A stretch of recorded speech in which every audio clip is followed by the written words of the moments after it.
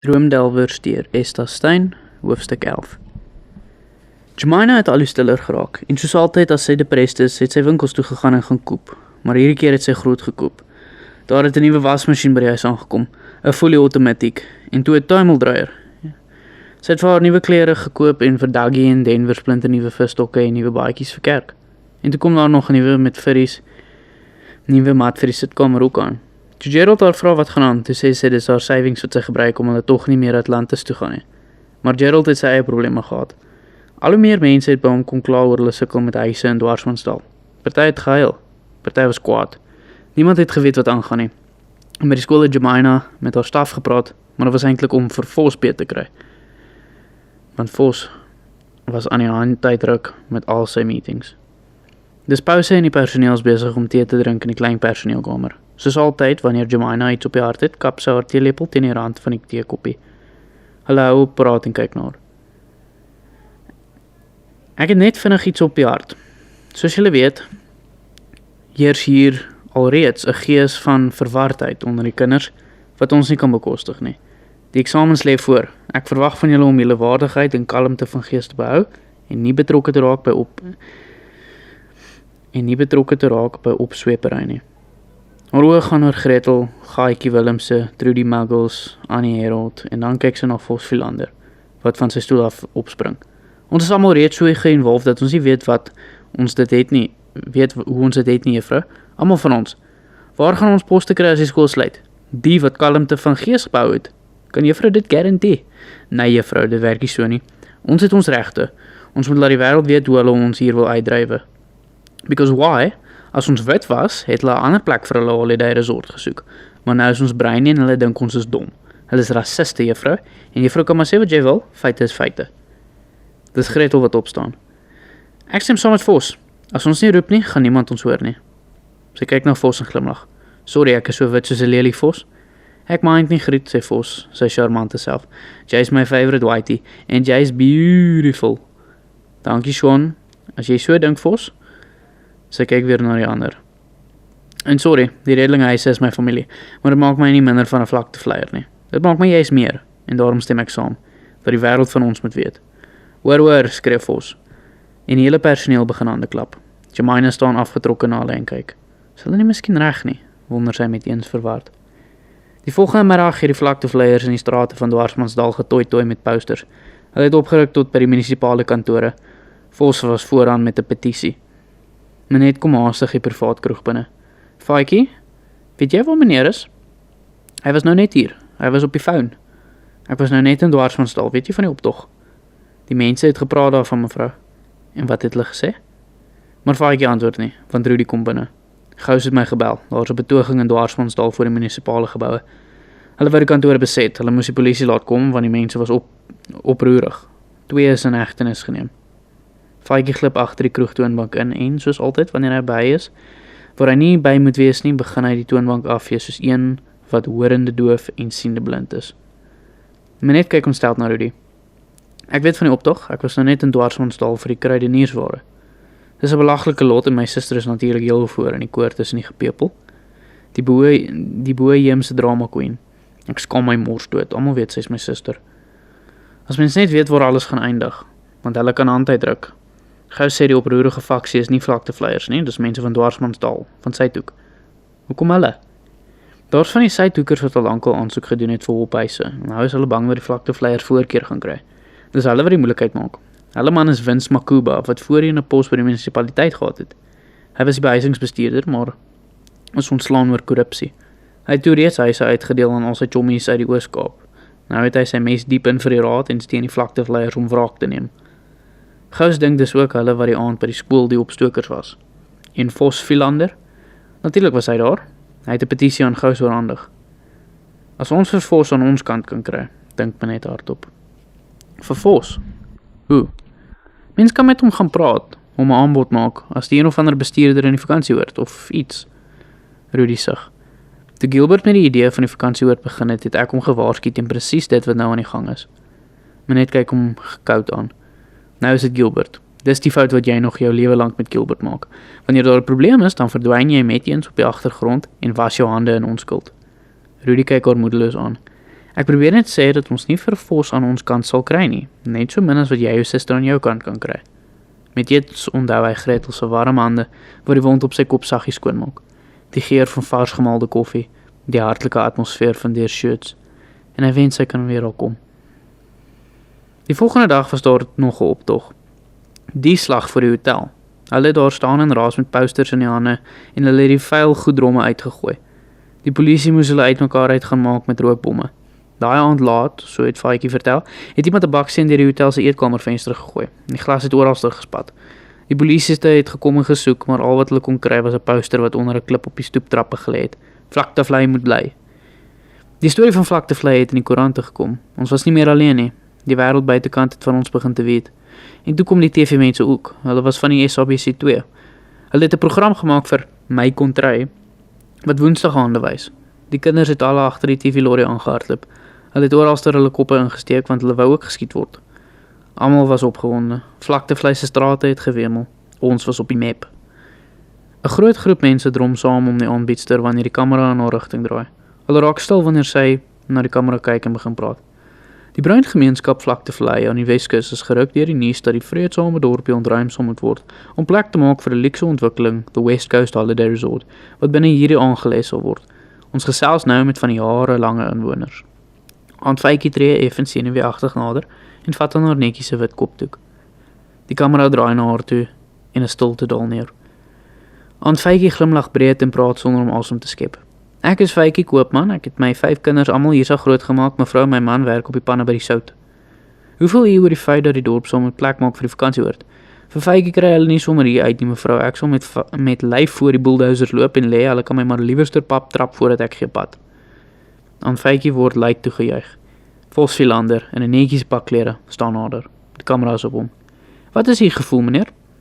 Ek is Vos Philander, 'n onderwyser by Vlaktevlei Primêr. Juffrou, ons almal weet dat as ons 'n wit gemeenskap was, sou die ontwikkelaars second thoughts gehad het voordat hulle ons wil uitdrywe, maar nou maak dit mos nie saak nie, because why? Wie is ons? Hulle moet net onthou, juffrou, ons gaan die saak nie so los nie. Al moet daar trane vloei, ewen al moet daar bloed vloei. Ons veg vir Vlaktevlei. Hy hits die omstanders aan met 'n gebalde vuis in die lug. Die stemme word al sterker. Vlaktevlei moet bly. Vlaktevlei moet bly. Mara kom Sweetie se kafee uit asem binne. Sy het 'n dramatiese rooi rok aan, 'n veerpruik in die tulband om haar kop. Sweetie, roep sy uit asem. Sweetie, is jy hier? Ek kom, Mara, roep Sweetie van agter waar sy besig is om groente uit te pak. Maar sy stol in haar spore wanneer sy sien hoe Mara lyk. Jette Mara, waarheen is jou pad? Die TV-mense is in die dorp, hulle is oral. What do you know? Mens weet nooit wanneer mens onder skoot kan kom nie. Sy voel of die veer nog sit. Sweetie begin die tomaties uitpak. Hoe gaan dit met Lucia? Nee jong, sy wil 'n baba in haar kamer laat aanbou, maar Phil skop vas. Hy wil van niks weet nie. Kla oor elke sent as sy ietsie vir die kleintjie wil gaan koop. Ek kan sien dit ontstel haar. Sy kyk buitentoe in haar oorrek. Good grief, want dis die TV-mense se voertuig wat voor die kafee stop. Mara voel aan haar veer. Hoe lyk ek, Sweetie? Ag Mara, 'n kameraman kom die kafee binne. Hy blaai in 'n tydskrif rond en Mara tree nader met rinkelende armbande. Sy blom van oor tot oor. Good afternoon, sir. Are you from the SABC? Yes, ma'am. I am Mara Murray. My husband was a lecturer at Potch. Die kameraman is effens oorblyf. Hi. Maar Mara is oorgehaal vir die groot optrede. We're available, if you know what I mean. Sy kyk die man afwagtend aan en voel aan haar veer. Die man kyk verleef van Sweetie na Mara. Ag nee, sorry, ek soek net 'n pakkie Camels. Hy sit geld op die toonbank neer. Sweetie al die sigarette van die rak en die man is vinniger uit as wat hy ingekom het. Mara kyk hom afgehaal agterna. Die klink twak. Maar jette Mara, wat het jy verwag? Hulle doen 'n storie oor Vlaktevlei, dis hoekom Koster nie hier is nie. Hy is daar onder in die strate in om te kyk wat aangaan. Koster sit op die muurtjie voor die poskantoor en krap sy 5de Lucky Draw kaartjie. Wanneer hy opkyk, sien hy dat die TV-span nou op pad hotel toe is met 'n klomp kinders wat agterna hardloop. Middag Koster, hy skrik. Dis Leandra wat besig is om pos uit te haal. Sy sluit die posbus toe en kom nader. Niks gewen nie? Nee, linkies. Next time. Hy kyk haar swaarmoedig aan. Dis 'n ding tussen my en ou baas, linkies. Dis nie jou nou baas? Sy roep die beeld van Koster se broer op. Die lang, maar man wat drywer by haar pa was. 'n Beminde karakter wat altyd die een of ander snaakse staaltjie gehad het om te vertel. Hy is vandag 70 jaar oud gewees het, linkies. Regtig? Ja, vandag op die dag. En toe dink ek sal ek 5 kaartjies koop om te sien of hy nog lewe. Ek het gedink as ek vandag iets wen, dan lewe ou baas nog. En as ek nie wen nie, was hy afgesterwe. Hy bly ruk lank stil. Maar nou weet ek lintjies. Hy sug diep. Ek is jammer Koster. Ek het ook al baie aan hom gedink. Ou baas was een van pa se staatmakers. Die laaste wat ek hom gesien het was die vorige aand in die hotel se kombuis. Daar. Hy het ons partytjie loswerkies vir ander mense ook gedoen. Hulle het hom gehuur vir verwerk. Ek moet gaan, my sweetie wag vir my. 'n Paintjob. Hy frons diep. Terug op die Soutmyn se werf sien Leendra dat oom Bontie nog steeds met die forklifter se bering sukkel. Hy het vir Boeta ook laat kom om te help en nou staan die met sy kop onder die engine kap, terwyl oom Bontie loop om 'n kan olie te gaan haal. Silly sit bo in die kajuit en brei. Boeta steek sy kop uit. Kom af daar Silly. Hy kyk na Leendra. Hoekom was sy altyd in hoë plekke in voeter? Ek brei Boeta, skree Silly. Kom af, toe, kom nou man. Ek kom. Silly klim af en hou 'n pink baba kousie na Boeta toe uit. Dis vir die babatjie. Is regtig oulik Sillytjie. Moenie vat nie Boeta, jou hande is vuil. Dis baie klein Silly, is dit nie te klein nie. Babas is baie klein Boeta. Jette, sê Boeta bewonderd. Ek wil tannie Lucia gaan wys, sê Boeta. Wanneer Silly wegloop, kyk Boeta haar trots agterna. Sy grove stem is sag, terwyl hy sy oliehande met 'n lap afvee. Jy weet Lentjie, sy is regtig knap met haar hande. Ek het al gewens sy kan goedjies maak om te verkoop, dat sy haar eie geldjies kan verdien. Dis 'n goeie plan, Boeta, het jy al gedink wat? Ek wonder nog Lentjies, want sy word nou regtig groot en sy kan nie die hele tyd sommer net so rondsit nie. Dis waar, Boeta. Sedert sy vir Boeta vertel het dat Silly by die hotel se partytjie opgedaag het, is sy nog meer bekommerd oor haar. Dis nie vir my maklik nie, want ek voel regtig baie vir haar. Ek weet, Boeta, sê sy sag. Ek praat nie van speel nie, Lentjies. Hy vryf en vryf sy groot hande aan die lap af. Ek praat van eendag. As my swyswerk aan die gang gekom het, dan wil ek vir my 'n woonplek by die stoor laat aanbou. Sy oë word skielik rooi van trane wat brand. Maar ek weet ek sal nooit eendag met haar kan trou of so nie. Hoe trou mens met so iemand wat groot is, maar wat 'n kind is? Soms nooit kan werk nie. Hy sien oom Bontie met die kan olie aankom en vryf met die lap oor sy nat oë. Daar kom pa. Hy steek sy kop skielik onder die engine kap weg. Na werk kry Leendra vir Lucia op die stoep, waar sy besig is om 'n baba wiegie met kant oor te trek. Dis pragtig, Lucia, sê sy en voel aan die kant valle. Maar Lucia se gesig lyk stil en haar brein oë afgetrokke. Leendra kyk haar verraand aan. Sy kyk huiwerig na Leendra. Dis sommer veel wat sê ek begin onnodig vroeg klaarmaak. Ek wens sy wil partykeer net probeer om so bietjie meer geesdriftig te klink. Leendra voel weer die wrevel aan teen die man wat haar net so daar in die tronk sonder kontak gelos het. Maar terwille van Lucia probeer sy rustig klink. Hy is nie meer vandag se kind nie. Miskien is die gedagte maar net vir hom vreemd. Ek hoop jy's reg, sê Lucia sag. Wag, ek gaan maak vir ons 'n bietjie tee. Nee, gaan aan met die weggie, ek sal. Sy gaan kom bys toe, en wanneer sy na 'n rukkie weer op die stoep kom, laat sy amper die een beker tee omval, wanneer Samuel wat daar op die stoep by Lucia staan. Hy kyk haar rustig aan. Ek het brood en wyn en 'n vars galjoen. Wil jy saam met my kom? Dink loof toe. Sy kyk hom verras aan. Wanneer sy langsom in die bakkie sit, voel dit vreemd om so naam aan hom te wees. Sy kan niks doen om te sê. Sy kan aan niks dink om te sê nie en bly bewus van sy breingebrande arms en sy hande wat gemaklik op die stuurwiel rus. Sy skrik wanneer hy praat. Is jy gelukkig by hulle? Dis 'n tydelike uitkoms. Dis nie wat ek beplan het toe ek uitgekom het nie. Wat het jy beplan? Ek het gedroom van 'n eie besigheid. Ek het nie besef dat my pa se boedel dat daar soveel skuld was nie. My ma se antieke orgel moes ook verkoop word. Ek mis dit om daarop te speel. Hoekom sê ek dit vir die man? Ek en sy het dikwels saam gespeel. Ek dink nie om veel besef regtig hoe ek daaroor voel nie. Dis die een ding wat ek so gemis het toe ek weg was. Die laatmiddagson gooi 'n oranje gloed oor die klein kloof. Kyk hoe mooi, sê sy. Ja, dis die goue uur van die dag, sê hy sag en aanvraand. Jy speel nie meer nie. Sy voel hoe hy vir haar kyk en raak meteen selfbewus. Is dit die eerste beskaafde gesprek wat ek met die man het? Ek speel partykeer in Vlaktevlei se kerkie. Vader Gerald het gesê ek mag. Sy voel sy verbaasde blik. Hy praat eers oomblikke later. En nou wonder mense hoe lank die kerkie nog gaan staan. Ja, dis baie hartseer. Die TV-mense was vandag daar. Baie van ons bakkers het afgevat om te gaan kyk. Hulle kom by die staanplek aan en partykeer die bakkie. En hy parkeer die bakkie. Hulle was by die hotel ook, vir 'n onderhoud met Gilbert. Sy kyk na hom.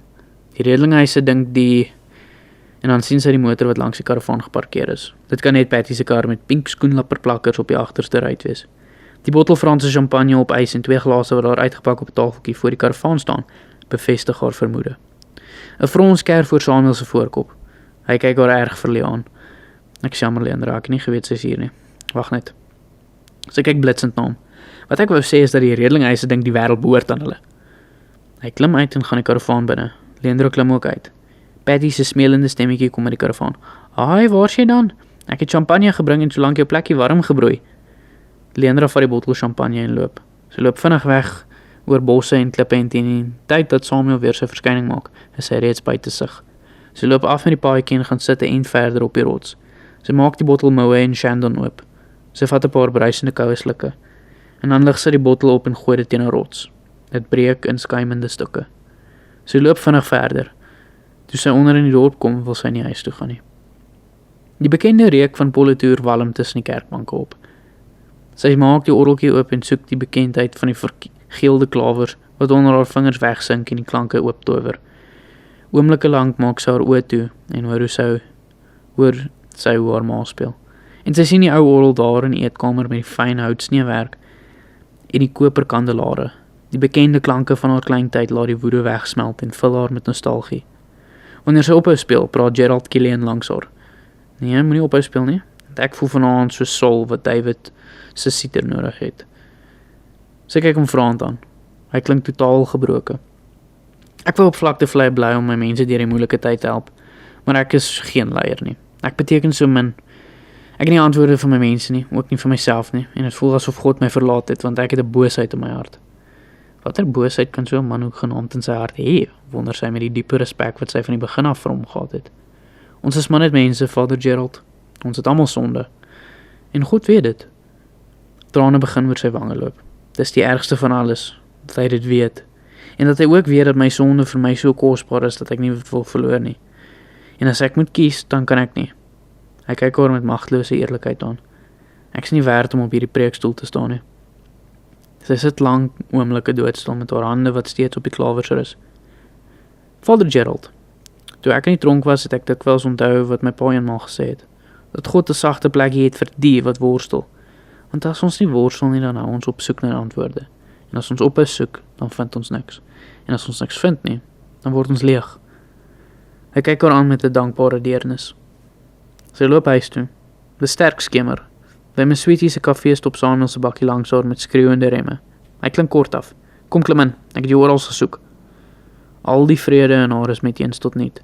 Ek wil nie inklim nie. "Hoekom ontstel die man my so? Hoekom het jy weggeloop? Ek was nie lus vir jou warm gebroeide plekkie nie." Hy klink al kwaader. "Klim in. Dis donker magtig. Jy kan nie alleen loop nie." Ek is al deur veel erger dinge as om alleen te loop. Hy klim uit die bakkie en kom tot by haar. "As jy nie gaan inklim nie, dan tel ek jou in." Jy sal dit nie waag nie. Hy pluk die deur oop en voor sy weet wat gebeur, raap hy haar op en sit haar op die sitplek neer. Vlietende sekondes lank word sy bewus van die krag in sy arms en sy asem in haar nek. Hy klap die deur toe, loop om en klim agter die stuur in. Hy kyk na haar. Sy gluur terug. Hy ry met haar huis toe en eers wanneer hy op die werf stilhou, praat hy met 'n skoorstem. "Ek wou sê ek's jammer." Sy klim briesend uit. "Sê vir Patty dankie vir die champagne." Sy klap die deur toe en loop stoep toe en hoor hoe die bakkie wegry totdat die geruis van die bande op die grondpad stil word. Rebecca se dik geswelle lippe het weer afgeblaas en die geswelle oë het weer oop gegaan. Daar was nog net merke op haar arms hoor. Sy het 'n paar maal saam met die kinders op die jetty toe gegaan, want die nuwe visstokke met katrolle was 'n hele groot aardigheid. Hulle was altyd net gewoond gewees aan handlyne, maar sy het geweet van ingooi en katrol met 'n proper visstok, want haar oupa was glo 'n hengelman van die voorste waters. Jemina draai van die stoof af om wanneer Denver en Dougie inkom. Dit is al verby 6:30. Oom Keppies wat op sy bankie sit en bokkoms met sy skerp knipmes afskil, sien sommer die onweer opsteek. Hy sien dit op Jemina se gesig wat vlam vat. "Dis Engelsmoore, jy het nog nie 'n oog in die boeke gehad nie." Denver hoor haar nie. "Ma moet aan Rebecca sien sy swing die katrol dat hy so sing." Hy probeer demonstreer en kap die konfytfles op die tafel om. "Kyk wat jy doen." "Sy het 'n grip, ma," sê Dougie. "Haar grip gaan niks help as jy môre sit en sukkel nie. Jy weet hoe treurig is jou tenses. Gaan was julle hande en kom eet. Ek het curry mince gemaak." Ek is nie honger nie, ma, sê Denver. Ek ook nie, ma. Aunt Rebecca het 'n hele bak lewerkoekies daar gehad. Lewerkoekies? Julle wil dan nooit lewer eet nie. Kom sit. Ons gaan nie vir Dara wag nie. Hy is by die Van Rooys. So kyk na hom Keppies. Het pa gehoor van Dottie se strook? Maar voordat hom Keppies sy kop kan skud, sê Daggy. Nee, ma, Dada en Aunt Rebecca is nog by die jetty. Hy het 'n steenbras gevang, ma. Oom Keppies skrik so groot dat hy amper sy voorvinger met die knipmes afsny.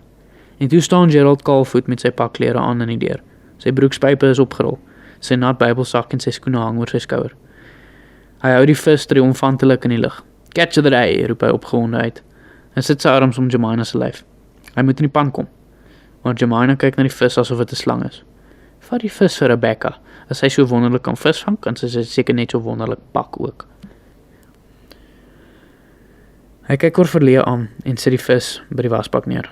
Denver en Daggy gaan sit doodstil by die tafel. Oom Keppies gaan ook sit. Hy sien sommer aan die manier waarop Jemina die kos op die tafel sit dat sy nie uitgewoed is nie. Sy kyk skerp na Gerald. Was jy dan nie by Aunt Dottie van Rooi nie? Ek was, sê Gerald sag. Dit was toe nie 'n beroerte nie. Dit was net weer haar bloeddruk. Gerald was stil toe ons eet. Nadat die skottel goed klaar gewas gewees het, het hy vuur om droog gaan aantrek en toe sy uit. Ek het geweet hy loop na die rotse toe, soos altyd wanneer sy gees hom gedruk het. Hy loop oor die meent en af met die paadjie see se kant toe. Van ver af sien hy iemand op die punt van die jetty staan. Eers dog hy die skraal figuur is 'n kind. Dis nie 'n kind nie. Dis Rebecca. Sy staan daar in 'n dun wit hempie en die ligblou sweetpakbroek asof sy vir hom gewag het om te kom. Die ronde maan lê geel in die water. 'n Skielike vreugde brys deur sy bloed. Die vreugde loop oor in sy stem wat skor klink. Rebecca? Pastoor. Eers wanneer hy naby haar is, sien hy hoe hartseer sy lyk. Haar wange is nat. Wat is dit, Rebecca? Sy draai haar om en kyk uit oor die skemerwater. Dis Johnny wat gebel het. Hy sê hy het werk gekry. Ek weet nie wat ek moet doen nie, pastoor. Hy wil hê ek en Tommy moet terugkom. Oomblikke lank het Gerald nie woorde nie. Alwaaraan hy dink is Johnny se gesig, wat hy wens hy kan met een houpap slaan. Waar is hy? Hy sê hy is in Springbok, maar hy gaan glo terug Mitchellsplein toe. Die werk is by 'n man wat karre in sy yard regmaak. Die man het glo blyplek ook. Hy brand om sy vingers oor haar kaal boarm te vou. En dis nie net weer leë beloftes om julle terug te lok nie. Sy skud haar kop. Ek weet nie, pastoor. Tommy is gelukkig hier. Ek het met juffrou Gretel ook gepraat. Sy sê ongeag wat met vlaktevlei gaan gebeur en waar sy gaan beland, wil sy nog steeds vir Tommy kunsklasse gee. Sy vee haar nat wange af. Sy het gesê sy wil deel van sy toekoms wees, oor hy so baie talent het. Hulle kom baie goed met mekaar oor die weg. Hy sê hy's nou daar by haar. Hulle werk aan iets. Dis hoekom ek nog hier vir hom kom wag het. En jy? Wil jy teruggaan? Vra Gerald sag en sy vingers vou om die sagte vel van haar boarm, waar die blou kneusplekke nog lê. Die sensasie van die aanraking skok deur sy liggaam. Nee, pastoor. Ek is ook gelukkig hier. In die lig van die maan wat oor haar skyn, is haar bokkie oë so mooi, so hartseer. Maar ek ken vir Johnny. Hy sal aanhou tot ons weer terug by hom is en dan is dit maar weer die ou storie. Ek ken dit, maar ek is sy vrou en ons is 'n gesin. Ek wil nie jy moet weggaan nie. Want jy is 'n baie mooi vrou en ek wil met jou liefde maak. Ek dink nie is duidelik aan my stemtoon in daai laaste deel was net sy gedagtes. Hy vee die trane van haar wange af met sy vingers. Sy arms vou beskermend rondom haar en hy trek haar nader. Haar kop is onder sy ken. Haar sagte hare is onder sy lippe. Sy staan roerloos in die omhelsing. Gerald? Sy naam op haar lippe lok hom uit. Hy kyk na haar. Hy soen haar oë saggies, die breinbokkie oë wat opgeswel was. Hy raak aan haar lippe met sy vingers. Die vreugde van hooglied klop in sy bors. Die lippe is soos 'n skarlakenband en die mond is lieflik. Hy soen haar. Haar lippe gaan oop onder sy mond. Hy sug van die vreugde.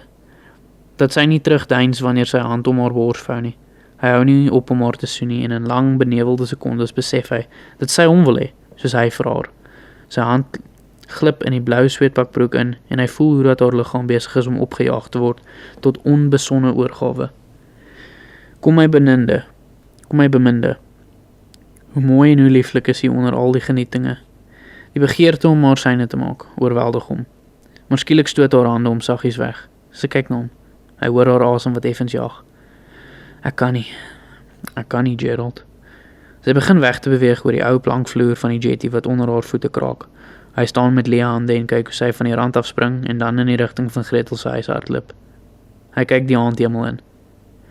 Ek wil jou so graag hê, Rebecca. Ek kan nie sonder jou klaarkom nie. My liggaam, my hele siel brand om jou by my te hê. Om jou sagte stem te hoor, om jou sagte hande op my te voel. Ek wil jou neerlê op die sand onder die jetty waar die houtsparre ons sal beskut. Ek wil jou kaal lyf onder my voel en ek wil hoor hoe jy hyg van genot wanneer ek die verbode plek vind waar die heuningstroop in die skeer trip. Sodat ons kan verlustig in die soete ekstase daarvan. Sodat ons kan dronk word van plesier. Ek wil jou myne maak, Rebecca, sodat jy altyd myne kan wees. Want jy verdien iets beter as Johnny met die dik gesig en sy asemvol suur drankwalms. Die bliksem se skelm met sy mooi praatjies. Hy is alleen en hy is koud. Die maan het agter die wolke ingeskuif en die jetty is donker. Die water klots teen die rotse. Hy besef eers dat hy huil wanneer hy voel die trane in sy nek drup. Hy hou vas aan die houtreëling van die jetty en prewel oor die water. Hoekom, Here, hoekom? Hy loop moeg terug huis toe, tussen die bloekombome deur tot op die meent en die hele tyd voel hy daar heerlike mond op sy lippe.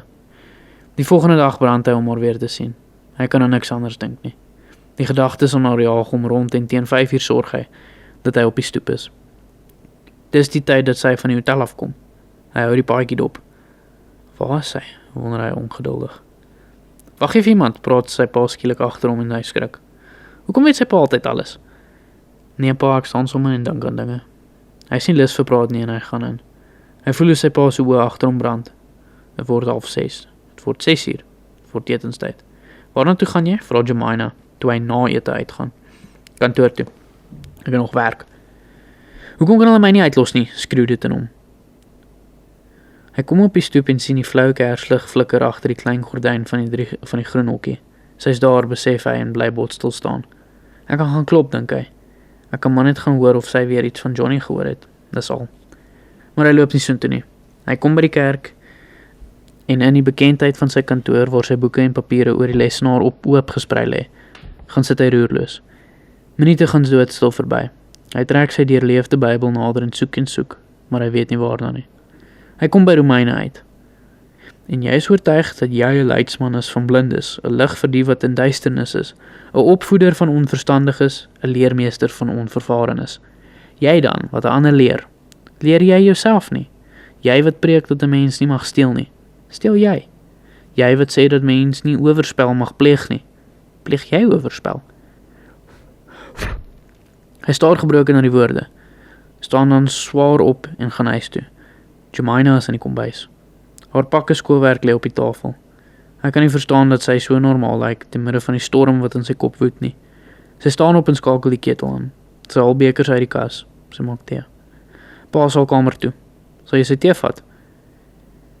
Hy neem die beker tee na sy pa se kamer toe. Die ou man sit teen die kussings en lees uit strome in die dorsland. Sy pantoffel staan voor die bed. Sy gesig lyk skoon en vol vrede. Sy hare is netjies gekam. Gerald sit die warm beker tee op die kassie voor die bed neer. Dankie Gerald. Dan kyk die ou man se alsiende oë tot binne in sy broosheid. Waarvoor is jy so bekommerd, my kind? Pa. Ag, pa weet mos, daar so baie dinge. Ek weet. Nee, pa weet nie. Hoe sal pa weet dat ek brand om die daad van oorspel te gaan klaarmaak? Die daad wat daardie Saterdag in Aunt Sweetie se kafee begin het. Ek was vanmiddag by my Sweetie se koffie, sê die ou man rustig en Gerald word bleek van skok. Hy staar na sy pa.